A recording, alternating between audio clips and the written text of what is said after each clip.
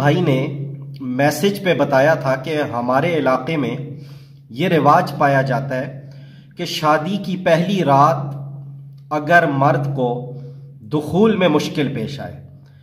اور دخول کے بعد عورت کی شرمگاہ سے کچھ خون نکل آئے تو اسے عورت کے کنوارے ہونے اور پاک دامن ہونے پر محمول کرتے ہیں، اور اگر ایسا نہ ہو یعنی اس کا خون وغیرہ نہ نکلے تو پھر اس پر بد کردار ہونے کی تہمت لگاتے ہیں۔ تو آپ بتائیں کہ شرعی نقطہ نظر سے اس کا حکم کیا ہے؟ تو عرض یہ ہے کہ پہلی بار ہم بستری کے دوران عورت کا خون آنا یا نہ آنا یہ اس کے پاک دامن اور بد کردار ہونے پر کوئی دلالت نہیں کرتا، اور عورت کے کنواری ہونے کے لیے پہلی مرتبہ خون آنا یہ کوئی لازمی شرط نہیں ہے، کیونکہ دوران ہم بستری خون آنے کی وجہ پردہ بکارت کا زائل ہونا ہے، یعنی جب پہلی مرتبہ مرد کی شرمگاہ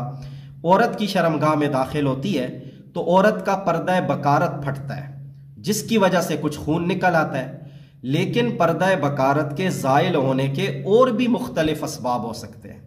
مثلا سائیکلنگ کرنے سے، گھڑ سواری کرنے سے، کسی حادثے میں جسم کو شدید جھٹکا لگنے سے، جمناسٹک کرنے سے، یا کسی اونچی جگہ سے چھلانگ لگانے کی وجہ سے بھی یہ پردہ بکارت زائل ہو جاتا ہے، اور بعض عورتوں میں تو قدرتی طور پر پردہ بکارت پیدائشی ہی موجود نہیں ہوتا، اس لیے شادی کی پہلی رات خون نہ آنے کی وجہ سے